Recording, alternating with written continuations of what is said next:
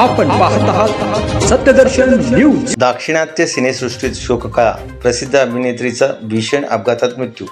सिनेसृष्टीतून एक दुःखद बातमी समोर येत आहे। कन्नड टीव्ही अभिनेत्री पवित्रा जयराम हिला काल एका भीषण रस्ता अपघातात आपला जीव गमवावा लागल्याने मनोरंजन समुदायात शोककळा पसरली आहे। तेलंगणामधील महबूबनगर जिल्ह्यातील भूतपूर येथील शेरीपल्ली येथे पहाटेच्या सुमारास पवित्राला घेऊन जाणारे वाहन दुभाजक आणि आरटीसी बसला धडकल्याने भयंकर घटना घडली। या अपघातात पवित्राचा मृत्यू झाला तर तिचे कुटुंबीय आणि चालक जखमी झाले।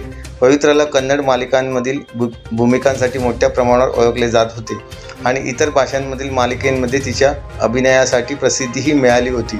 कन्नड टेलिव्हिजन इंडस्ट्रीमध्ये तिची लोकप्रियता अफाट होती आणि तिने तेलुगू सोप ऑपेरामध्ये तिच्या भूमिकांद्वारे तिचा चाहता वर्ग वाढवला होता। 35 वर्षीय अभिनेत्री पवित्रा त्रिनयनी या टीव्ही मालिकेने लोकप्रिय झाली।